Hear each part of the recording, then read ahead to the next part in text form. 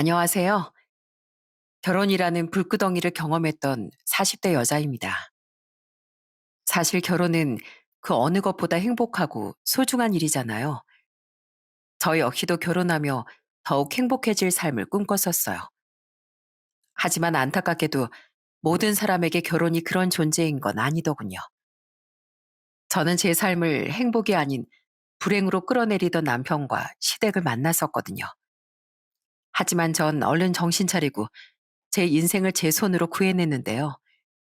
그렇게 되기까지 험난했던 결혼 생활에 대해 지금부터 이야기해보고자 합니다. 공무원이셨던 저희 부모님은 평소 검소하신 데다 재테크 공부도 많이 하셨어요. 그런 두 분 덕분에 저희 가족은 비좁은 빌라 전세에서 방 3개짜리 아파트로, 그리고 나중엔 방이 무려 4개짜리 브랜드 아파트로도 이사 갈 수 있었죠. 제겐 쪼르륵 연년생인 여동생과 남동생이 있었는데 방 4개짜리 아파트로 이사하며 여동생과 방을 따로 쓰게 됐을 땐 정말 너무너무 좋더라고요. 그렇게 검소한 부모님껜 공통의 취미가 딱 한 가지 있었는데 그건 적당한 가격 내에서 좋은 술을 모으시는 거였어요. 좋은 날엔 좋은 술을 나눠 마시는 게 살아가는 소소한 행복 아니겠니? 하시면서요. 평소엔 술을 잘 드시지 않다가도 부모님은 꼭 가족 행사나 의미 있는 날엔 술을 곁들이셨습니다. 우리 삼남매가 성인이 되어선 저희와도 함께요. 제가 대학 졸업 후 알아주는 은행에 취업했을 때나 여동생이 공무원 시험에 합격했을 때, 또 남동생이 좋은 회사에 취업했을 때도 말입니다. 하지만 부모님은 제가 30살이던 해 술을 딱 끊으셨어요. 이유는 아빠에게 일어난 음주 뺑소니 사고 때문이었습니다. 아빠, 괜찮으세요? 우리 아빠 다리 어떻게? 그 일로 아빠는 전신을, 특히 다리를 심하게 다치셨어요. 사고를 낸 남잔 자수도 하지 않고 도망다니다 결국 경찰의 손에 붙잡혔죠. 그놈은 그렇게 잡힌 후에도 사과 한 번 하지 않다가 상황이 생각보다 자신에게 더 불리할 것 같자 그제야 합의해달라고 싹싹 빌러 찾아왔더군요. 당시 병실에 있던 저와 엄만 그놈에게 찬물을 끼얹고 소리를 질러댔어요. 감히 우리 아빠 이렇게 만들어 놓고 반성 한 번 안타가 이제서야 잘못했다고? 당신 지금 그거 진심도 아니잖아. 아니에요. 정말 저 반성하고 있어요. 저 2번 다신 음주운전 안 할게요. 제발 한 번만 합의하고 용서해 주세요. 네? 거짓말 하지 마. 당신 전에도 음주운전한 전과 있는 사람이라며? 당신 같은 인간은 법의 무서움을 제대로 한번 맛봐야 돼. 하지만 우린 절대로 합의를 해주지 않았고 결국 그놈은 실형을 살게 됐습니다. 우린 그 후 소송을 걸어 손해배상금도 전부 받아냈죠. 하지만 그놈을 응징해 준 것과 별개로 아빤 평생 다리에 약간의 불편함을 안고 살게 되셨어요. 자세히 보아야 티가 나긴 하지만 아빤 조금씩 다리를 절게 되셨습니다. 그 일로 큰 충격과 상처를 안게 된 우리 가족은 모두 술을 딱 끊게 된 거예요. 그렇게 아픈 사건을 겪은 뒤 시간은 계속해서 흘러가더군요. 동생들은 모두 저보다 먼저 결혼을 했습니다.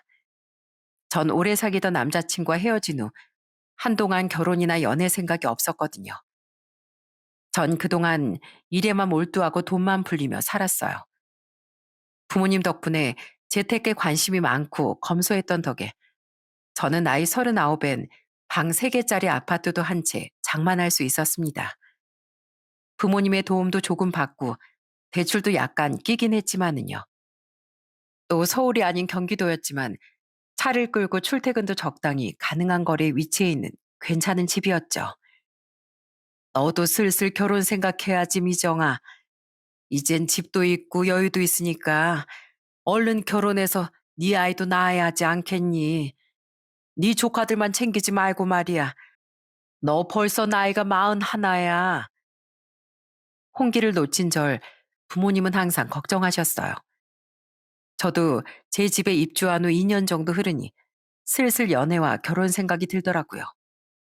그리고 그 시기에 전 오랜만에 나간 소개팅에서 중견기업에 다닌다는 동갑내기 남자를 만나게 됐어요. 그 사람이 바로 제 남편이었죠.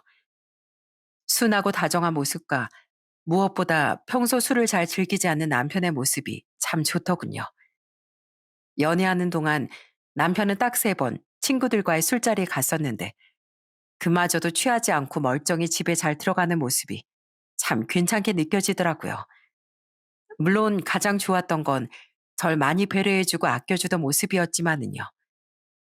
그렇게 전 남편과 만난 지 1년 후 결혼에 꼴이 나게 됐어요. 고마워, 미정아. 남들은 집 때문에 처음부터 거액의 빚을 안고 시작한다는데 우린 네 덕분에 한결 여유롭게 시작할 수 있게 됐잖아. 아니야. 그래봤자 이 집도 대출금이 조금은 남아있는데 뭘. 우리 꼭 행복하게 살자.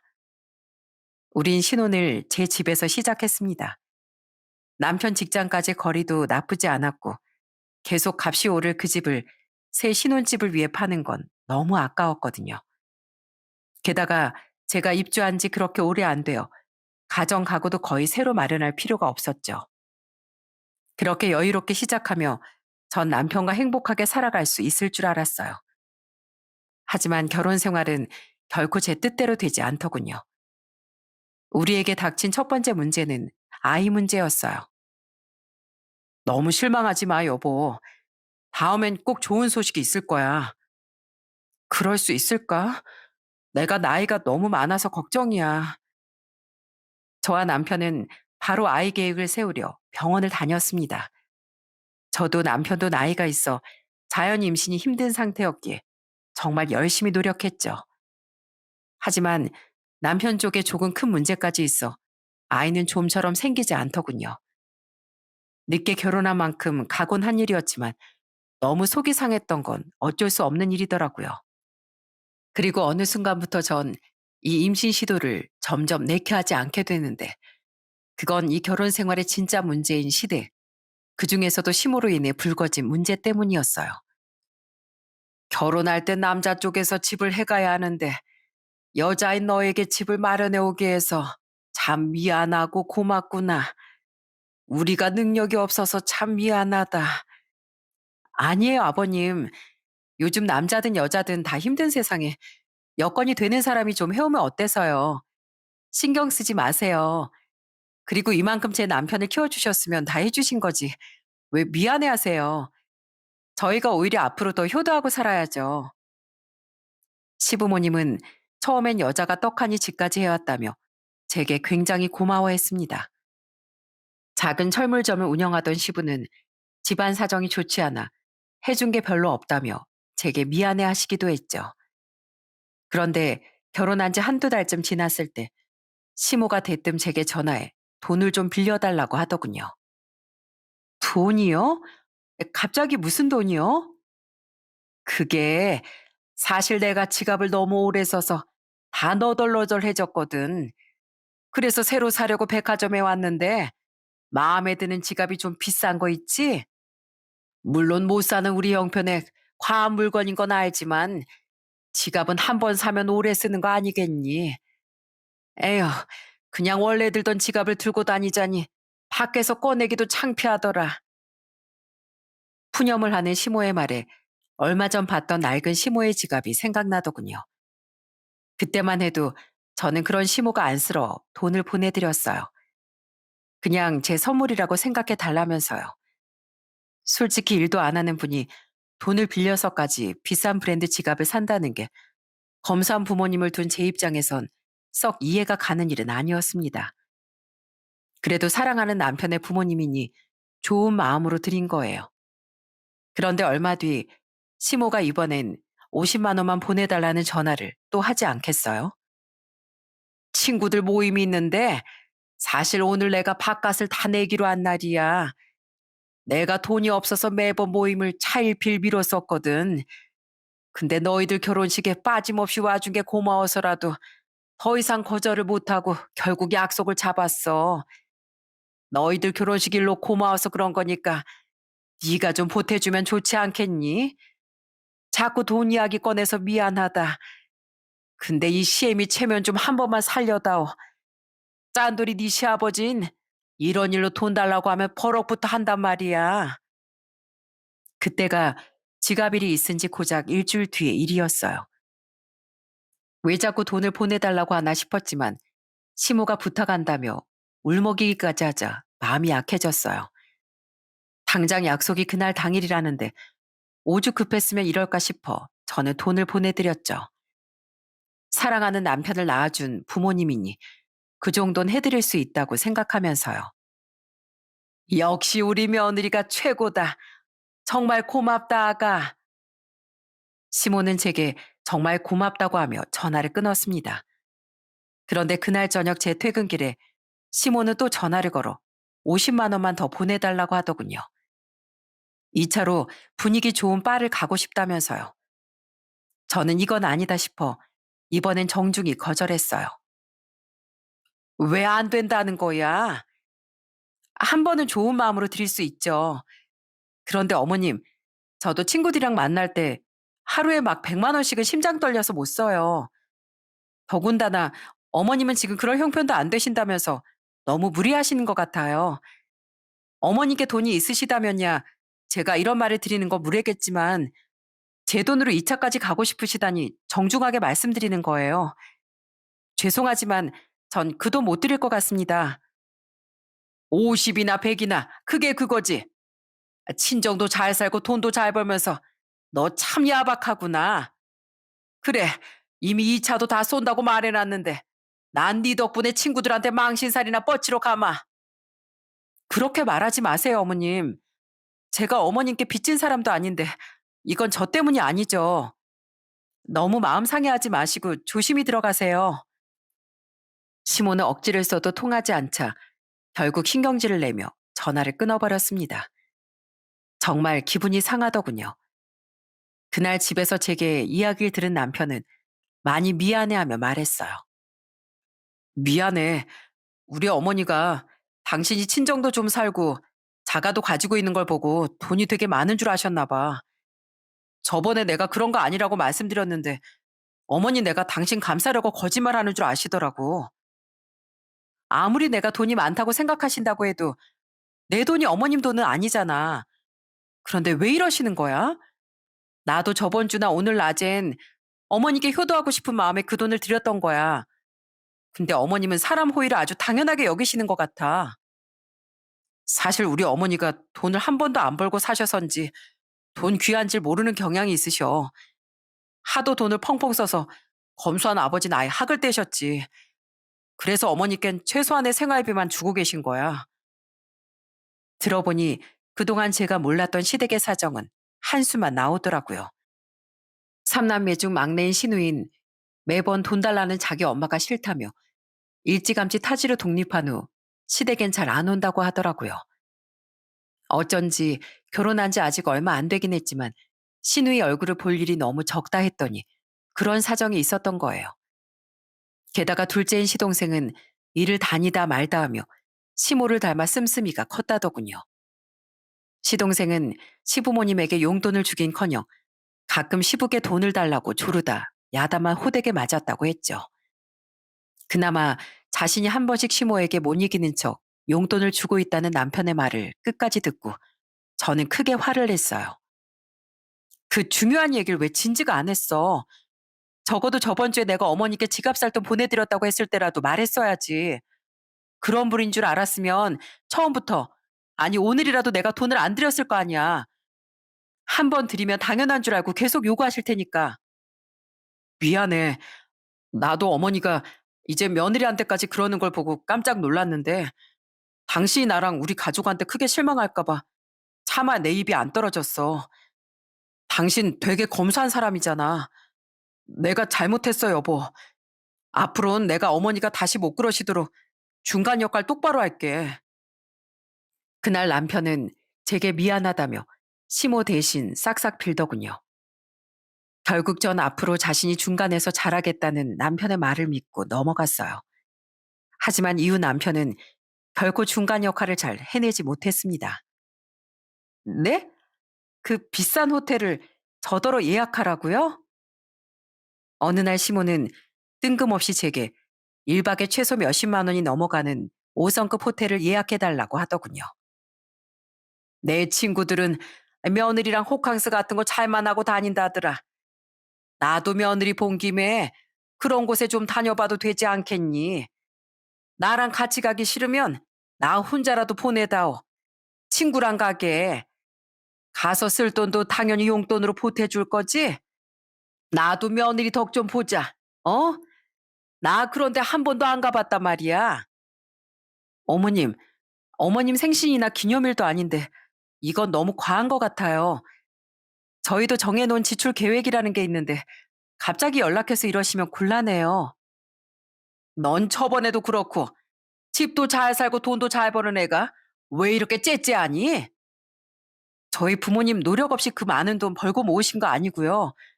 저도 이 집 사기까지 정말 안 쓰고 안 먹으면서 고생 많이 했어요. 저 어머님 생각보다 돈 별로 많이 못 벌고요.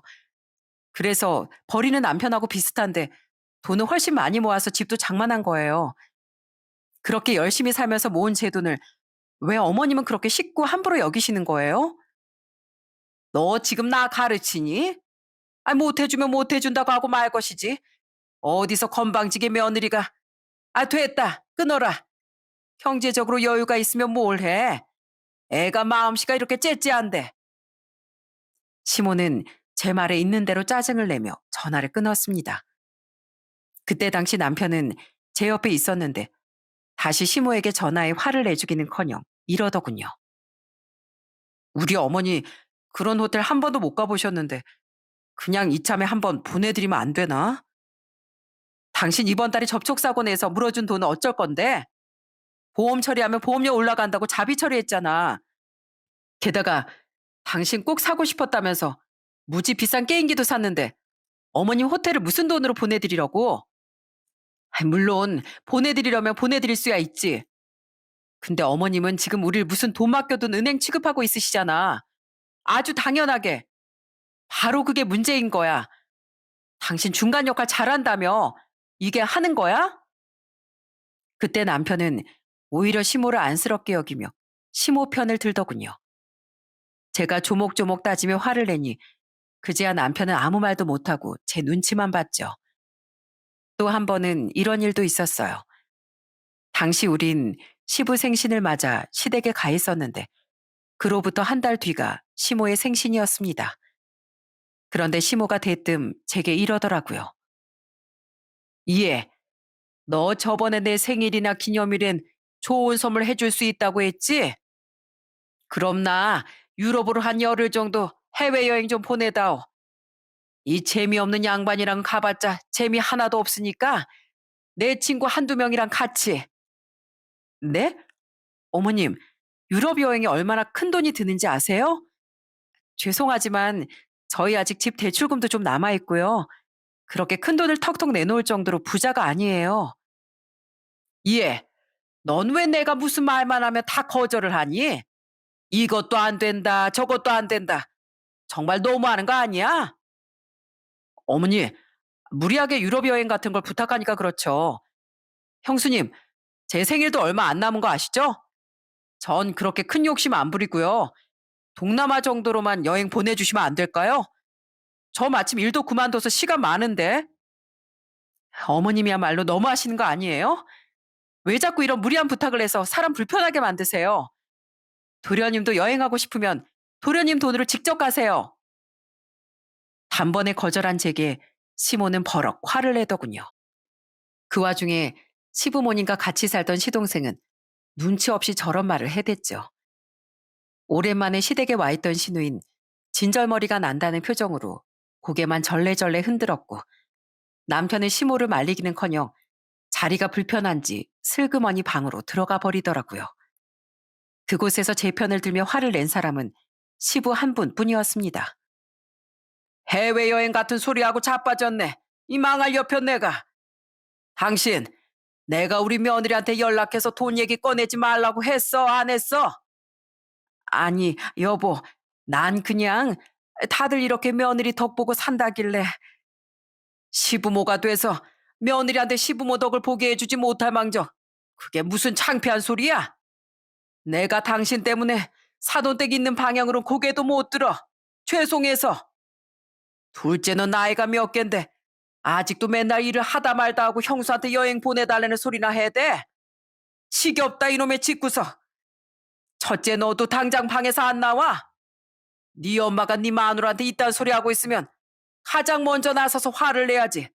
어디서 방으로 도망을 가? 나와!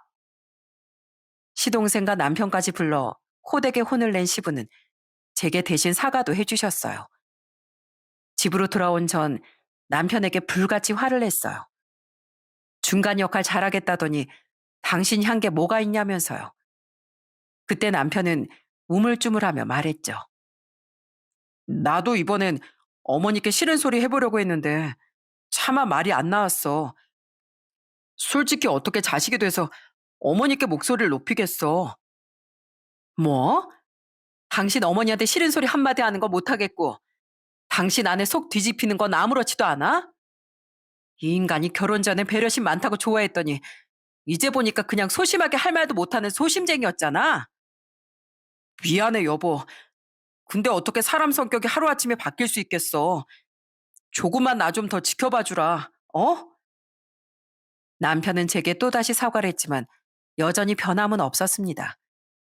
아니 오히려 남편은 이젠 자기 엄마 편으로 돌아서기 시작하더군요. 시모는 오기가 생긴 건지 이젠 제게 시도 때도 없이 연락해 돈을 요구했어요.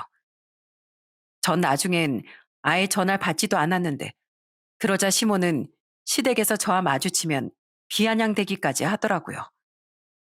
당시 전 그나마 늘 제 편을 들어주고 미안해하던 시부를 봐서 명절이나 중요한 날에만 시댁에 갔었거든요.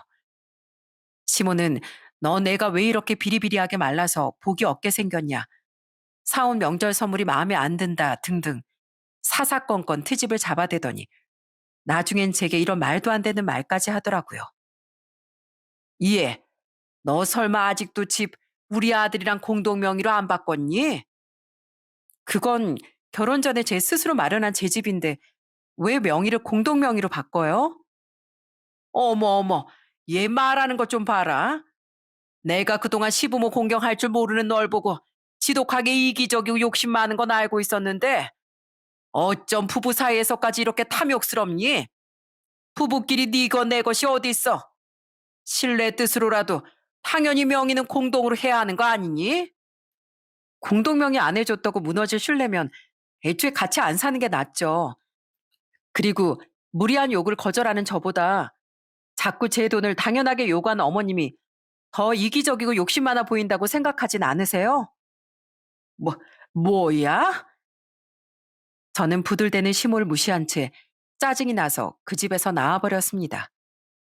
시부는 마침 외출 중이셨고 그 와중에 가만히 있던 남편조차 꼴도 보기 싫었거든요. 집으로 돌아온 전 허둥지둥 절 따라온 남편에게 화를 냈어요.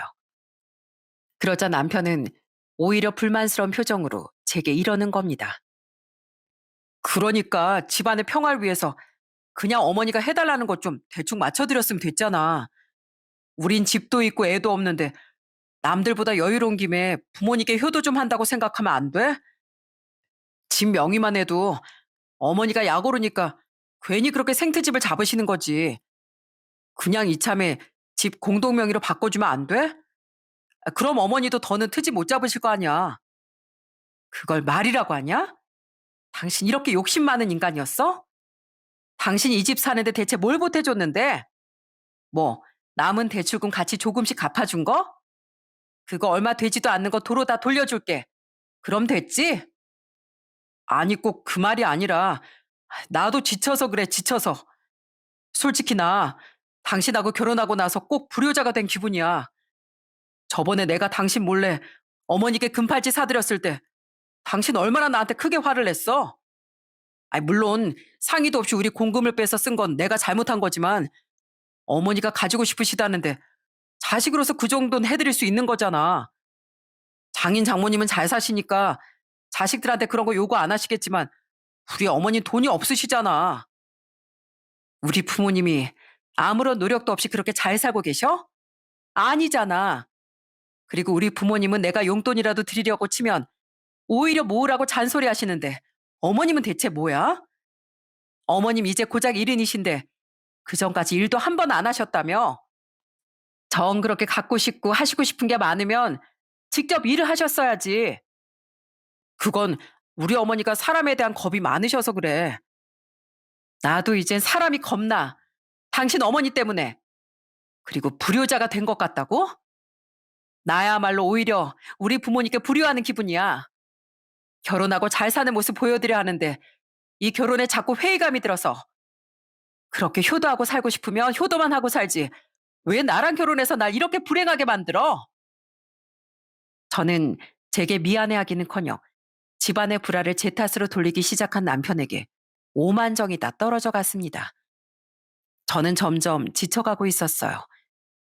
그래도 기왕 결혼했으니 참을 건 참고 어떻게든 잘 살아보려고 했는데 시모뿐 아니라 남편까지 이러니 이 결혼 생활을 더 유지해야 하나 심각하게 고민되기 시작했죠. 그렇게 결혼한 지 2년이 거의 다 됐을 무렵 시동생은 당시 만나던 여자와 결혼 이야기가 나오고 있다고 말하더군요. 시부를 뵈러 시댁에 갔던 전 어떤 불쌍한 여자가 저런 무능력하고 철없는 사람과 결혼하려나 싶었어요. 자랑자랑하는 시동생의 이야기를 들어보니 그 여잔 꽤나 좋은 직업을 가진 사람이더라고요. 그 얘기를 하며 시동생은 싱글벙글한 표정으로 물었습니다. 형수님, 저 결혼할 때 뭐 해주실 거예요? 형, 나 뭐 해줄 거야? 우리가 결혼할 땐 축의금 한 푼 안 한 인간이 참 뻔뻔하다고 생각했어요. 하지만 그때 전 이혼 생각만 머릿속에 가득할 때라 축의로 얼마를 할지 뭘 해줄지에 대한 고민 자체를 하지도 않았죠. 그런데 그로부터 며칠 뒤 남편은 아주 큰 사고를 쳤습니다. 그날 남편은 친구들 모임에 간다며 차를 끌고 나갔었어요. 오늘 술 마신다며? 근데 왜 차를 끌고 가? 두고 있다가 택시 타고 와. 서울까지 대중교통 타고 가면 번거로워. 그냥 가지고 갔다가 대리 불러서 올게.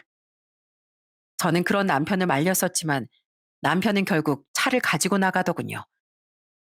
솔직히 결혼 생활하며 또 한 가지 남편에게 실망스러웠던 부분은 남편이 생각보다 술을 좋아하는 사람이라는 거였어요.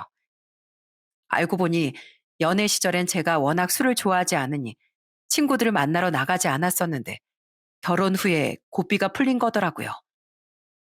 그래봤자 한 달에 한 번씩 술을 마시러 가는 정도였고 만취해서 오는 것도 아니었기에 그냥 넘겼었건만 그날 결국 남편은 아주 큰 사고를 쳤던 겁니다. 여보, 나 오늘 집에 오는 길에 음주운전 걸려서 경찰서 다녀왔어. 뭐? 음주운전? 그날 밤 집에 침울한 표정으로 들어온 남편은 음주운전 단속에 걸렸다고 실토하더군요. 측정 결과 면허 취소 수준이라 남편은 경찰서에 동행해서 조사를 받고 귀가했다고 하더라고요. 그런데 이 한심한 놈이 제게 잘못했다고가 아니라 시부에게 제발 말하지 말아달라고 싹싹 빌지 않겠어요? 그 말을 듣고 전 큰 충격을 받았습니다. 우리 아버지가 아시면 나 다리몽댕이 부러질지도 몰라. 사실 예전에 어머니도 음주운전으로 면허 취소가 되셨었거든. 그때 어머니 크게 사고도 내셨는데 그때 박은 차가 하필 2억이 넘는 외제차였던 거야. 그래서 그때 우리 집 그 돈 물어주느라 진땀 뺐었어. 평생 어머니를 참고 살던 아버진 그땐 정말 이혼까지 하려고 하셨다니까. 그러니까 제발 우리 집엔 얘기하지 말아주라. 어? 기가 막히더군요. 음주운전을 가장 혐오했던 전 음주운전이 아예 유전자에 박힌 집안에 시집을 왔던 거예요. 완전히 그 엄마의 그 아들이었던 거죠. 저는 그런 남편을 경멸스럽게 쳐다보며 소리쳤습니다. 넌 항상 네 가족 눈치만 볼 줄 알지. 난 안중에도 없구나. 부부는 서로 이해해주는 존재잖아. 물론 나도 당신한테 미안하지. 아니, 당신은 나한테 하나도 안 미안해. 미안했으면 오늘 집에 오자마자 나한테부터 무릎 꿇고 싹싹 빌었어야지. 아니지, 아니야. 애초에 당신은 날 아주 우습게 생각했던 거야. 그랬으니 당신 엄마가 날 그렇게 괴롭히는데도 중간 역할을 못하는 걸로도 모자라 내 탓을 해대고 내가 제일 혐오하는 짓까지 벌인 거잖아. 내가 분명히 말했지. 난 우리 아빠 때문에 음주운전하는 사람이 세상에서 제일 경멸스럽다고. 근데 자기 엄마가 음주운전으로 사고 친 것도 숨기고 결혼하고 그걸로도 모자라서 자기 자신까지도 음주운전을 해? 난 날 우습게 하는 사람이랑 더는 못 살아. 이혼해. 여보, 많이 화났어? 근데 우리 어머니 때야 일이 좀 컸었지만 난 달라. 난 사람 다치게도 안 했잖아. 알았어. 내가 앞으로는 진짜 조심할게. 아니, 아예 술을 끊을게. 그리고 어머니한테도 내가 앞으로는 당신 못 괴롭히게 따끔하게 말씀드릴게. 그러니까 화 풀어. 어? 저는 더 이상 참지 못하고 이혼을 선언했습니다. 그러자 눈이 휘둥그레진 남편은 그제야 제게 싹싹 빌더라고요. 하지만 전 이미 그놈에게 모든 오만정이 다 사라진 상태였어요. 아니, 내가 2년 동안 고치겠다는 당신 말에 몇 번을 속았는지 알아? 내가 바보여서 속았겠니? 이미 결혼은 했으니까 그 책임감에 속아 넘어가주는 척 하면서까지 당신이 변해주길 바랬던 거지. 근데 당신은 애초에 변할 생각이 없던 사람이었어. 게다가 언제 다른 사람 인생을 망칠지 모르는 음주운전자랑 난 절대 못 살아. 당신하고 당신 엄만 자기 자신뿐 아니라 다른 사람의 인생도 평생 갉아먹을 사람들이야. 여보, 여보. 저는 더는 남편의 말을 듣기도 싫어 방문을 잠그고 방에 들어가 버렸습니다. 그 뒤 남편은 포기하지 않고 제게 싹싹 빌었어요. 평소 잘 하지도 않던 집 청소며 음식까지 해놓은 뒤 제 눈치를 보면서요. 하지만 소 잃고 외양간 고친들 무슨 소용이랍니까? 저는 그런 남편을 무시하며 변호사를 알아보고 이혼을 준비했죠. 그런데 남편의 음주운전 사건으로부터 3일이 지난 날, 그 상황을 모르던 시모가 제게 전화해 아주 황당한 소리를 하더군요. 제가 자신의 전화를 받지 않을 것 같으니 아예 시동생의 번호로 제게 전화를 걸어서요. 웬일로 도련님이 저한테 전화를 다 했나 했더니 어머님이 무슨 일이세요?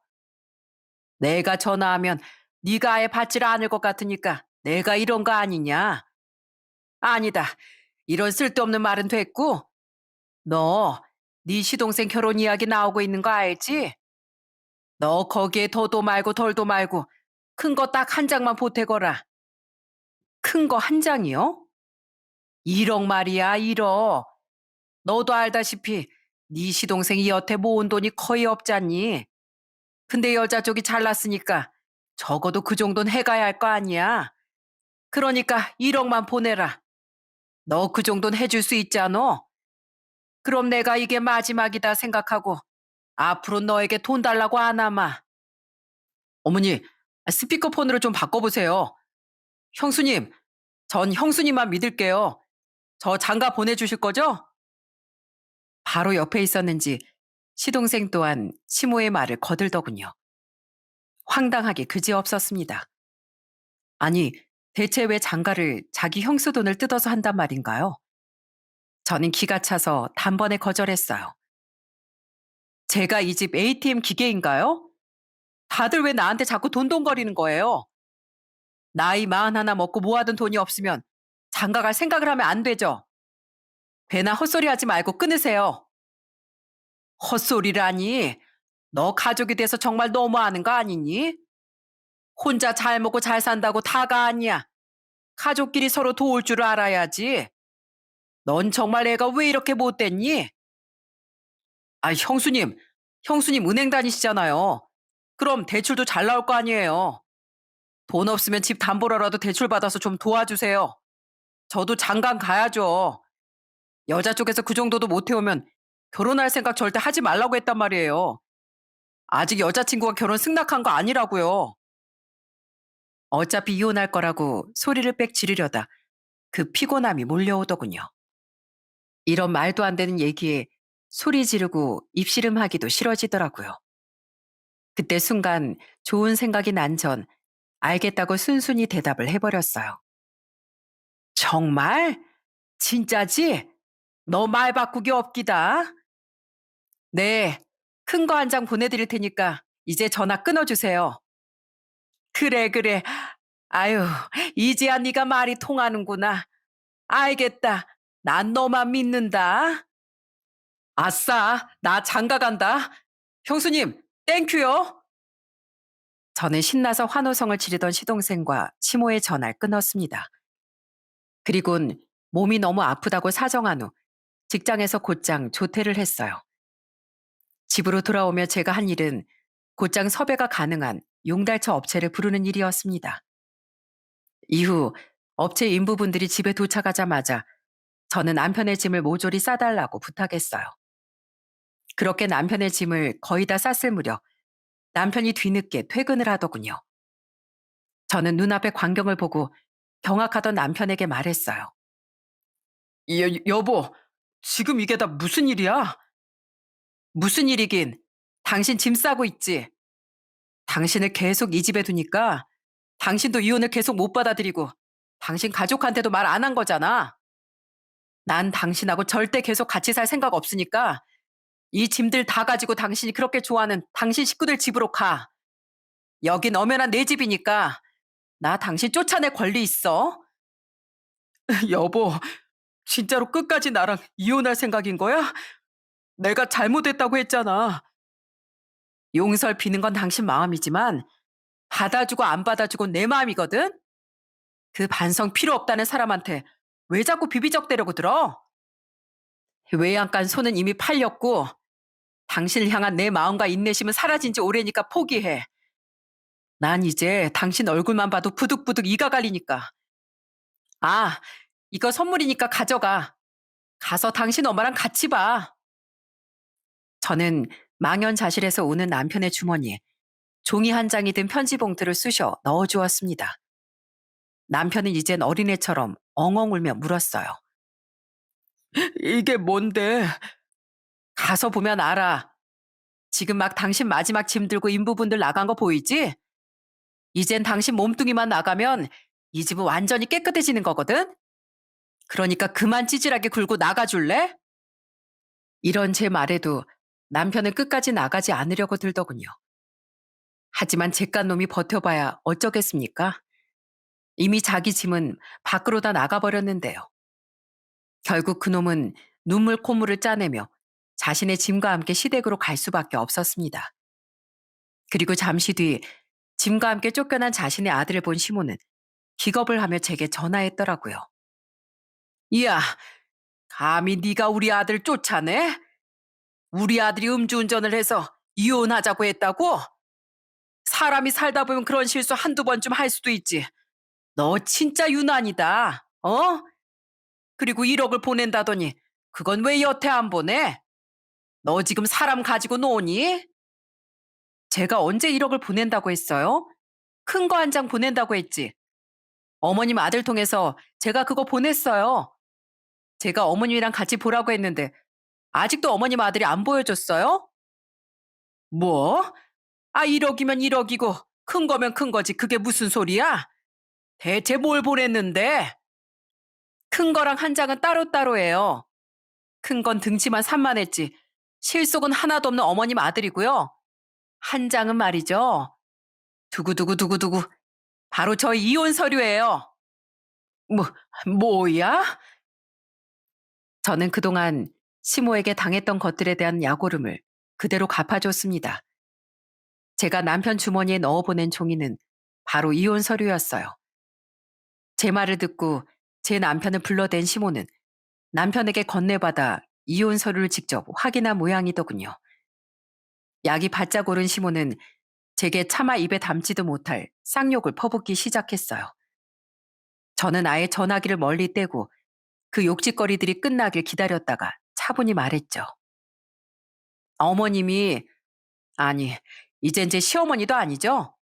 아줌마가 그랬죠? 가족끼리 서로 도울 줄 알아야 한다고요. 전 게으르고 욕심만 많은 아줌마든 아줌마 둘째 아들이든 돕기도 싫고 안 도와준다고 절 나쁜 사람 만든 아줌마 첫째 아들 데리고 살기도 싫어서 가족 탈퇴할 거거든요. 그러니까 어디 똑같은 사람들끼리 서로 돕고 지지고 볶고 잘 살아보세요. 뭐야? 너 지금 우리 아들들 욕했냐? 어머님도 저희 집 귀한 딸인 저 실컷 욕하셨잖아요. 그래도 전 욕설 한마디 안 썼고 우아하게 비난해드린 걸 고맙게 생각하세요. 그럼 안녕히 계세요. 저는 그대로 시모의 전화를 끊고 시모와 시동생의 번호를 아예 차단해버렸습니다. 이후 찌질한 남편은 더 매달릴 용기도 없었는지 순순히 이혼에 동의하더군요. 반면 그날 일로 잔뜩 약이 올랐던 시모는 저희 집 앞까지 찾아와 미쳐서 발광을 하더라고요. 퇴근을 하다 아파트 단지 앞에서 시모를 보고 정말 깜짝 놀랐습니다. 시몬 절 보자마자 완전히 눈을 뒤집어 까고 고래고래 소리를 질렀어요. 이야, 이 천하에 망할 거사. 네가 감히 우리 아들을 차버려? 지금 우리 아들이 집에서 얼마나 펑펑 울고 있는지 알아? 이 썩을 것 같으니라고 길바닥에 확 다 갈아버릴 기집애야. 아줌마 아들도 문제지만 애초에 그 집안에 오만정이 떨어지게 만든 건 바로 아줌마거든요. 아줌마 아들을 울린 건 아줌마 자신인 거 모르시겠어요? 가뜩이나 피곤해 죽겠는데 왜 여기까지 와서 난리예요? 아줌마 아들도 이혼하겠다는데 상스러워서 귀 썩을 것 같으니까 입 좀 다무세요. 걔는 애가 워낙 착해 빠져서 그런 거고. 그래, 기왕 이혼한다는 거 그럼 부모인 내가 우리 아들 몫이라도 파단해 줘야겠다. 대체 무슨 몫이요? 마구 난리를 치던 시모는 이젠 제게 자신의 아들 몫을 내놓으라고 소리치더군요. 재산 분할을 해달라는 말이었죠. 재산 분할 말이야, 재산 분할. 부부가 이혼할 땐 당연히 재산도 분할해야지. 너도 알지? 부부 재산은 공동의 몫이라는 거. 그러니까 우리 아들이랑 이혼하려면 아파트가 반등해서 토해내. 왜요? 그걸로 작은 아들 결혼시켜 주려고요? 웃기나 아줌마네 진짜. 아줌마, 결혼 기간이 2년밖에 안 되고 애도 없는데 무슨 재산 분할이에요? 그냥 결혼할 때 가져온 거 각자 나눠 가져가면 되지. 무식해서 진짜. 뭐야? 무식? 예, 무식이요. 노력해서 돈 벌긴 싫고 남의 돈만 우습게 알고 탐내는 아줌마 같은 사람들 무식하고 뻔뻔하다고 하는 거예요. 지금 당장 내 눈앞에서 안 사라지면 나 경찰 부를 거예요. 그리고 또 찾아오면 나 그땐 아줌마 고소할 거예요. 지속적인 괴롭힘으로요. 어디 벌금이라도 낼 돈 있으면 또 찾아와 보던가요. 지금부터 셋셉니다. 경찰차 타고 싶으면 어디 계속 거기 있어 보세요. 하나, 둘, 경찰? 간다고. 셋, 간다니까. 나 지금 가고 있잖아. 저 독한 기집애. 제가 경찰을 부른다고 으름장을 놓자 그제야 시모는 줄행랑을 쳤습니다. 그 뒤 저는 곧장 시부에게 전화를 걸었어요. 법적으로 안 좋은 일이 생기기 전에 시모가 다시 찾아오지 못하게끔 부탁하려고요. 그때 시부는 너무 미안하다며 제게 사과를 하셨죠. 내가 그동안 너한테 너무 미안하다는 말만 하고 산 것 같아서 차마 미안하단 전화조차 먼저 못 걸었다. 그것조차 너무 미안하구나. 그 옆에는 내가 따끔하게 혼낼 테니까 걱정하지 마라. 사돈 어른들께도 죄송하다는 말 전해주고 꼭 행복하게 살아야 한다. 시댁에 거의 발길도 않던 시누이를 제외하고 시댁에서 유일하게 멀쩡한 분이었던 시부가 불쌍하다고 생각됐습니다. 하지만 그런 시모와 이혼하지 않고 여태 사신 건 시부의 선택이었기에 저도 더 이상 동정심을 갖지 않기로 했죠. 이후 시부가 시모를 잘 단속했는지 아니면 고소 이야기에 시모 스스로 겁을 먹은 건지 그 뒤 시모가 저를 찾아오는 일은 없었어요. 그렇게 저는 이혼을 하고 평화를 되찾았습니다. 부모님은 많이 속상해하셨지만 당시 저는 해방감이 너무 커서 오히려 불행보단 행복감을 더 크게 느끼고 있었어요. 이후 건너 듣기로 전 남편은 면허 취소 후 벌금형을 받았고 시동생은 결국 결혼하려던 여자에게 뻥 차였다고 하더라고요. 그렇게 그놈을 잊고 살고 있던 와중 저는 이혼한 지 1년 3개월쯤 지난 얼마 전 경악을 하고 말았어요. 퇴근을 하려고 보니 전 남편이 제 직장 앞으로 찾아와 있더라고요. 여보, 잠깐만, 잠깐만 내 얘기 좀 들어줘. 기겁해서 지나치려고 하던 전 남편은 붙잡고 울먹이기까지 했습니다. 그리곤 제가 도망갈까봐 속사포처럼 말을 쏟아내기 시작했어요. 전 남편의 말에 의하면 시동생은 그 여자에게 차이기 전 어떻게든 결혼하겠다는 일념으로 거액을 대출받았다고 합니다. 웃긴 건 전 남편도 저와 이혼 후 시댁으로 들어가며 생긴 여윳돈을 시동생에게 전부 보태줬다네요. 하지만 시댁이 잘 산다던 거짓말을 눈치챈 시동생의 전 여자친구는 결국 시동생을 뻥 차버렸던 거죠. 근데 그 와중에 어머니가 갑자기 우리한테 동생 결혼 자금으로 쓰려고 했던 돈을 빌려달라고 하셨어. 어머니 아는 지인이 좋은 투자 상품이 있는데 자기한테 돈을 맡겨주면 몇 배로 불려준다고 했다더라고.